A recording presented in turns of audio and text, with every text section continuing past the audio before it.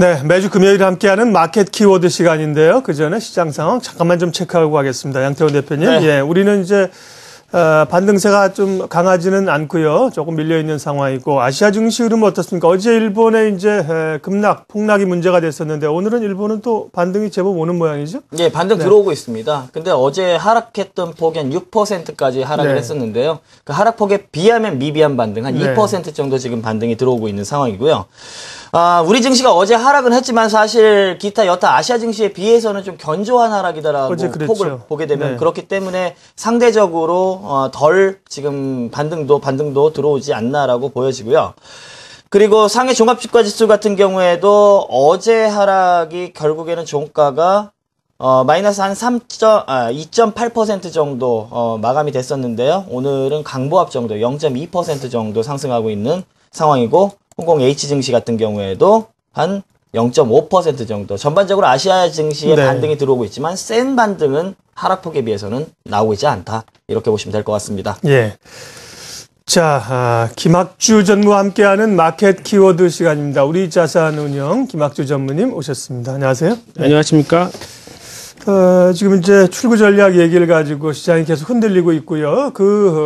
기초적인 어떤 트리거, 단초 역할을 하는 것이 이제 미국의 국채금리 상승이라는 얘기를 많이 하고요. 미국 국채금리가 올라서 4%까지 오를 것이다. 국채금리가 오른다는 건 채권 가격이 하락하는 거죠. 4%까지 오를 수 있다. 지금 1%대인가요? 2%지 안 되죠? 2%가 조금 넘어갔죠. 조금 넘나 2%. 근데 금리가 계속 오를 거란 얘기가 있습니다. 이거 어떻게 받아들여야 되고 만약에 채권 금리가 오르면 그 돈들이 빠져나올 텐데 빠져나와서 어디로 좀 갈 수 있을까요? 뭐 일각에서는 다른 시장으로 올 수 있는 거 아니냐 그러는데 사실은 하늘로 증발되고 있는 거죠. 그러니까 아직까지 뭐 추구 전략이 시작되진 않았지만 사람들이 그걸 기대하고 있기 때문에 일단 뭐 돈의 회전 속도가 떨어지는 거고요. 출구 전략이 시작되면 그때는 이제 이 부동자금들이 이제 흡수가 되는 겁니다. 돈이 가장 많이 증발되는 것은 아무래도 이제 이 아시아 이머징 시장 아니겠습니까? 그래서 지금 뭐 이들 국가들의 그 CDS 프리미엄, 그러니까 국가의 어떤 부도 위험이 굉장히 빠르게 높아지고 있고요. 특히 이제 그 우리나라 금융기관들도 이 아시아 이머징 그 채권, 고금리 채권을 되게 좋아했었는데 이제 좀 타격을 받을 수 있을 것 같아요. 근데 이게 이제 그 추구 전략이 본격화되면 증시에는 어떤 영향이 있는지 시사점을 좀 보면은 첫 번째는 아무래도 이제 자금 조달이 어려워질 것 같지 않습니까? 그러니까 이 건설이라든가 조선, 기계 이런 수주 산업은 아무래도 주문이 좀 덜 들어올 것 같아요. 두 번째는 이제 금리가 상승하거든요. 그러면 은행이나 보험은 일단 호재죠. 그만큼 이제 이 마진을 많이 받을 수 있는 거니까. 근데 지금 은행 같은 경우에는 이제 기업이나 가게의 그 도산 위험이 같이 커지고 이 부정적 효과가 훨씬 더 크기 때문에 은행은 피해야 될 것 같습니다. 그리고 이 생명보험사들이 그런 수혜를 다 받지 않을까 이렇게 생각이 좀 되고요. 세 번째로는 이제 이 아시아 이머징 국가들이 불안해지면 그만큼 이제 통화가 절하되지 않습니까? 그러니까 이제 생산 기지로서 약간 매력도가 이제 부각이 될 수 있다 생각되는데 아시아의 그 생산 기지를 많이 갖고 있는 데가 타이 업종 같은 데가 그렇지 않습니까? 그리고 또 이제 이 베트남이 뜨고 있는 것 같아요. 가장 그 훌륭한 그 생산 기지로 이제 부각되는 것 같은데 우리나라 IT 부품 업체들도 이런 쪽에 많이 지출한 데가 있고요. 그리고 이 베트남의 생산 기지를 갖고 있는 그런 쪽을 좀 봐야 될 것 같습니다. 또 이렇게 아시아가 흔들리기 시작하면은 이 안전자산인 이 엔화가 다시 이제 절상될 수 있거든요. 그렇게 되면 이제 한국의 수출업종 중에 대표적인 자동차 같은 게 수혜를 받을 수도 있겠죠. 그리고 또 아시아의 수출이 이제 늘어나면 해상 운송 수요가 늘어나니까 그쪽도 해운도 괜찮지 않냐 생각할지 모르겠지만 우리나라 해운 업체들이 대부분 지금 도산 위험을 겪고 있거든요. 그래서 이거는 사는 게 좀 시기상조다 이렇게 볼 수 있겠습니다. 네. 다음 주 FOMC 회의를 앞두고 있는 상황인데 그동안 미국의 양적 완화를 지지했었던 그 전 그린스펀 의장이 이제 양적 완화를 빨리 거둬들여야 된다 이런 얘기를 최근에 했는데요. 마음이 바뀐 이유는 어디에 있다고 봐야 될까요? 글쎄요. 이번 주말에 이제 FOMC 미팅이 있는데, 네. 거기서, 버냉키가 이제 아주 미국의 이기적인 그런 출구 전략을 쓰지 않을 것이다라고 어저께 월스트리트저널에서 이제 얘기를 했지 않습니까? 근데 사실, 버냉키의 속내는, 이게 좀 필요하다, 좀 시급하다, 이런 마음을 갖고 있는 것 같은데, 그런 거를 이제 그린스펀이 대신 얘기를 해주는 게 아닌가, 이런 생각이 좀 듭니다. 두 분이 네. 어떻게 좀 친하지 않습니까? 네. 예, 그래서, 지금은 두 분들 다 양적 완화의 어떤 한계 효용이 많이 떨어진 거로 보는 것 같아요. 그러니까 그동안 이 돈을 풀어서 고용이 많이 좋아졌다고 하지만 사실 지금 미국에서 이 호텔에 근무하는 종업원 수가 늘어난 게 이 제조업 근로자 수 늘어난 거 10배라고 그러더라고요. 그만큼 이제 이 고용의 퀄리티가 별로 안 좋아진 거죠. 무엇보다도 더 중요한 거는 그동안 돈을 풀어가지고 자산가들의 이 웰스가 많이 올라갔었거든요. 근데 이게 이제 더 이상 오르지 않는다 그러더라고요. 그러니까 돈을 풀어도 자산의 가격이 오르지 않는 거죠. 이게 문제거든요. 그래서 왜 그러냐면 결국은 그동안 이 실물을 쭉 보니까 별로 좋아지지 않아요. 그러면 기업들의 실적이 앞으로 개선될 것 같지 않은데 지금의 이 자산의 가격이라는 게 너무 버블이 심한 거죠. 그러니까 돈을 풀어도 오히려 이 자산의 가격이 빠지는 그런 모습을 보이고 있습니다. 그래서 지금 고용이라든가 이 부동산 경기 이런 걸 봤을 때 이 양적 완화의 한계 효용이 많이 좀 떨어지고 있기 때문에 그분들은 좀 이제는 좀 출구를 쓰고 싶은데 사실 그런 기회를 좀 보고 있는 그런 중이라고 볼 수 있겠습니다. 네. 아마 다음 주에 가장 핫 이슈지요. FOMC가 현지 시간으로 18일, 19일로 예정이 되어 있고요. 우리 시간으로는 20일 새벽쯤에 알려질 텐데.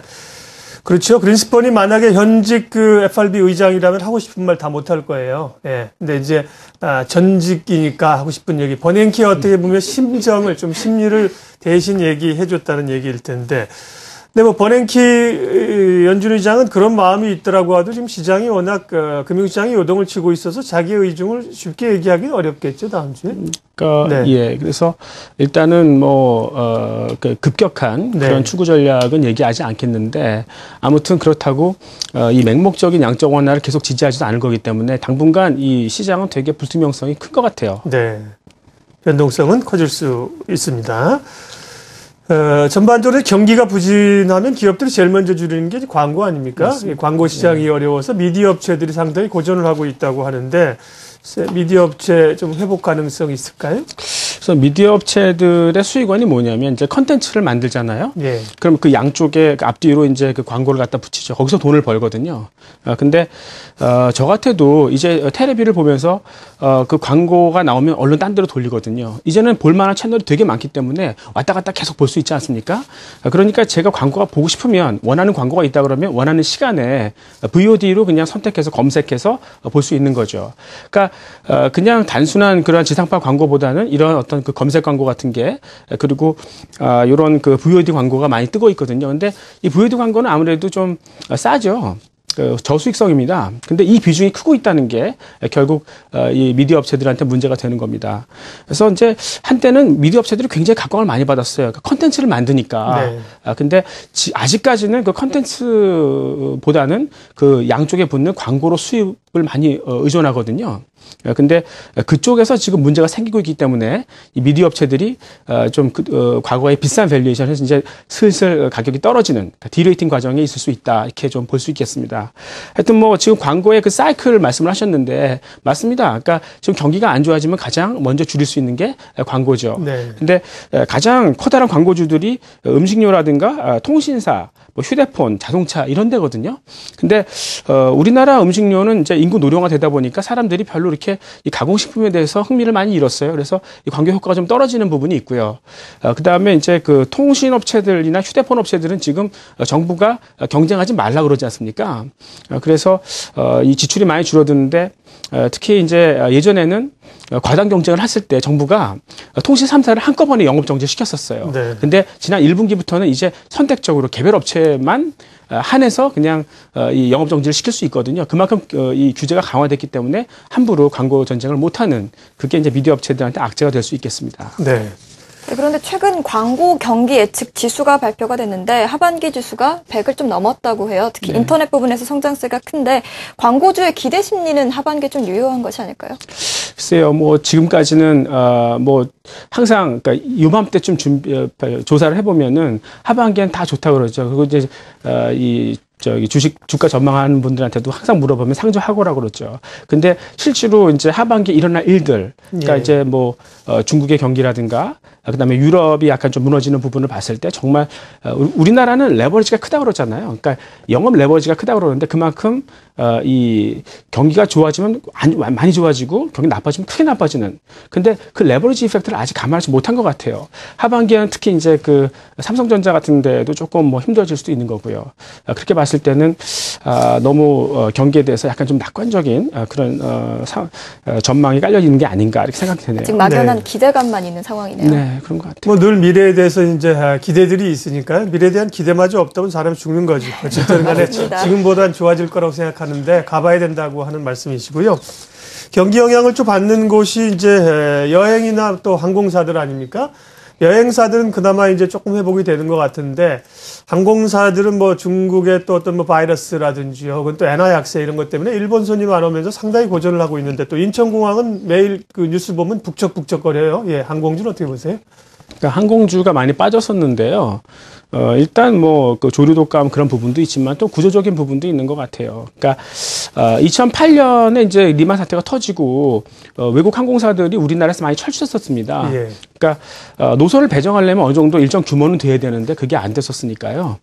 근데 뭐 말씀하셨다시피 지금 뭐 중국인들이 계속 들어오고 있지 않습니까? 그리고 일본도 이제 원전 사태 이후에 잘 가기 싫어하죠. 그리고 또 이제 반일 감정도 있으니까 그러니까 한국을 찾는 분들이 많아지는 것 같아요. 그래서 인천이 뭐 붐비고 그러는데 네.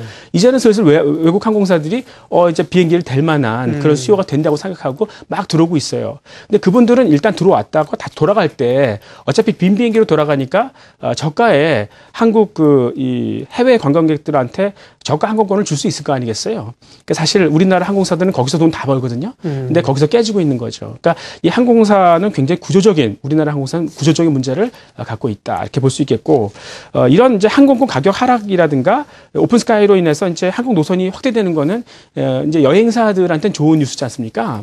근데 여행사들도 아직까지는 이제 해외 패키지를 많이 밀고 싶어 하거든요. 네. 패키지를 하나 깔려면은 이 규모가 돼야 되니까 서로 막 싸우고 있어요. 그러니까 아직까지는 수익성에 조금은 문제가 있는 거죠.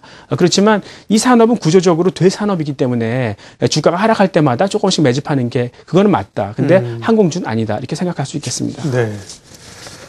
최근에 배터리 관련된 쪽 관심이 또 좀 높아지대요. 지난번에도 그 전기차 관련해서 뭐 LG화학이 미국의 엘라바마에 공장 짓고 뭐 이런다고 했는데 상당히 늦어졌었고 그러다가 최근에 배터리 얘기 다시 하더라고요. 또 이제 전기차 보급을 위해서 전기 충전소 설치 얘기도 하고 전력 부족으로 ESS죠. 전력 저장 장치 수요도 는다고 하고요.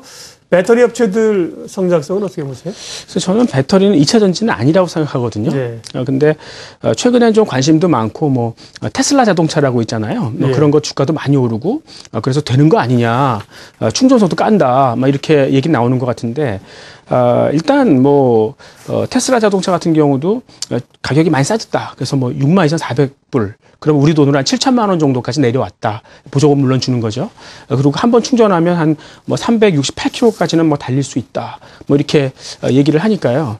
근데 그 7천만 원 주고 이 중형차보다 작은 차를 진짜 타고 싶은 건가 그런 생각이 들어요. 그러니까 자동차는 일단 배기량이 크지 않습니까? 그럼 무조건 좋아요. 그러니까 이 엔지니어들이 자동차를 그 디자인할 때 그 제약 조건들이 굉장히 많거든요. 예. 예를 들면 뭐 자동차 출력을 높이지 않습니까? 그럼 이 저속에서의 토크, 그러니까 힘 같은 걸 희생시켜야 돼요.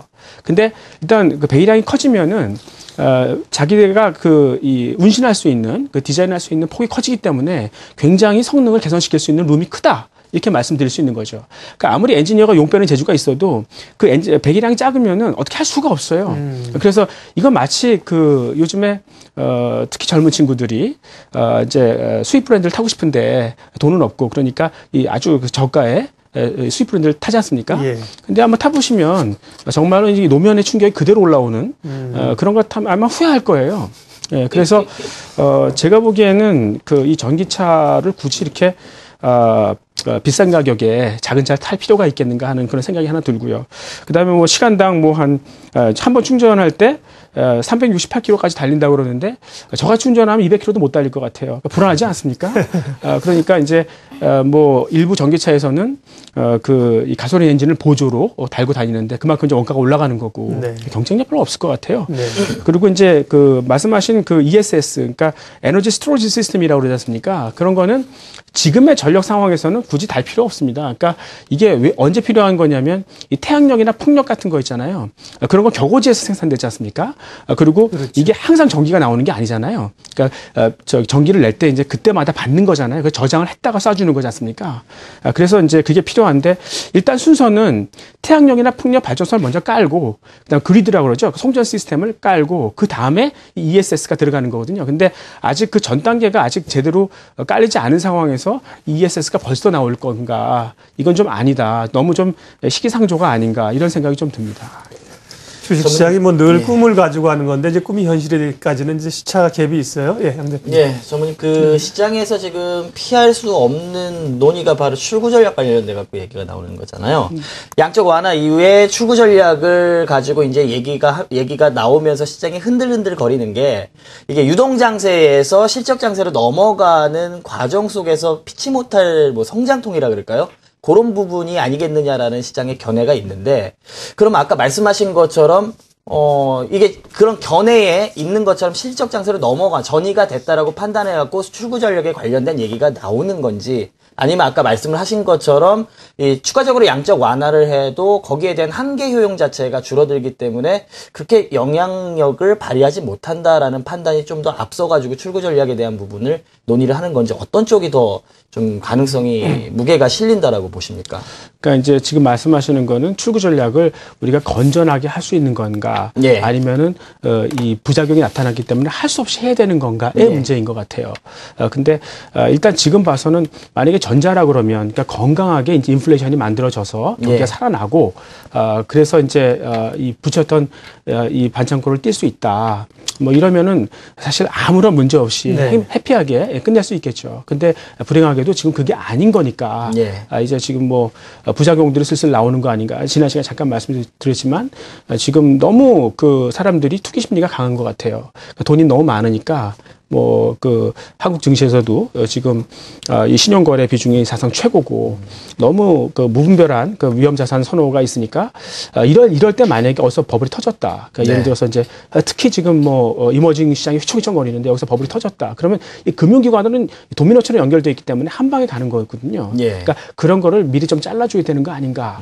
그 다음에 이 더 이상 돈을 풀어도 그런 부작용만 생기지 별로 이렇게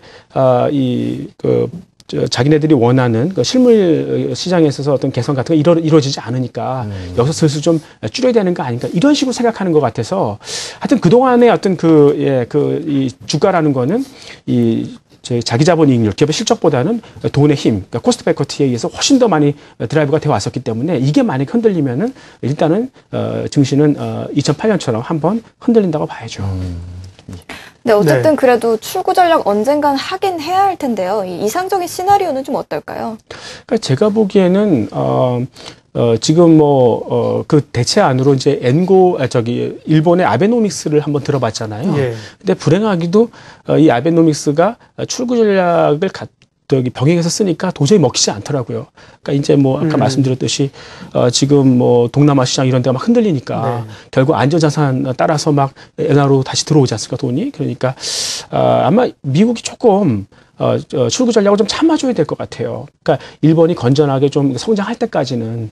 그래서 일본뿐만 아니라 뭐 다른 경제가 좀 대항마로 좀 올라올 때까지는 조금은 적어도 출구 전략은 좀 뭐 밀어주고 그다음에 대안이 생겼을 때 그때 하는 게 좋을 거고, 근본적인 대안은 아무래도 지난번에 말씀드린 이 부의 재분배, 이게 핵심이 될 것 같습니다. 예. 전반적으로 경기 영향을 받고 있는 업종들 시장에서의 기대만으로 가기는 어렵다는 코멘트들이 많았는데요. 좋게 보시는, 책도 많이 읽으시고 또 시장 트렌드를 보시니까 좀 눈여겨보시는, 흥미롭게 보시는 섹터는 어디예요? 지난번에 리스 산업도 얘기하고 하셨는데 최근에 좀 이렇게 많이 생각하시는 섹터는 어디예요? 근데 솔직히 지금, 이 매니저로서, 그 산업을 이렇게 봤을 때 살만한 산업들이 정말 많이 없어졌어요. 네. 그러니까 얼마 전까지만 내수주라든가 잘 나가는 내수주도 많이 있었지 않습니까? 뭐 희망을 주고. 근데 네. 지금은 다 하자가 하나씩 다 붙었어요.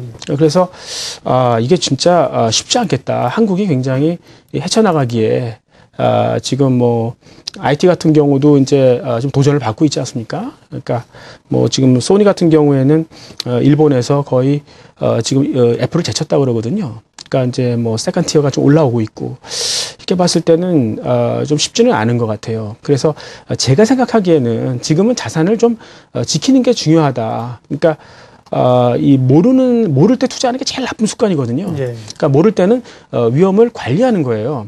베팅하는 게 아니라. 그래서 지금은 저는 적어도 버블이 많이 낀 자산은 무조건 회피하고 싶어요. 예. 그러니까 그게 좀 뭐 마지막으로 드리는 팁 같습니다. 예, 알겠습니다. 김학주의 마켓 키워드 매주 금요일 시장의 주요 이슈들 또 시사점들 알아보는 시간이었습니다. 우리 자산운용 김학주 전무님 함께했습니다. 고맙습니다. 고맙습니다.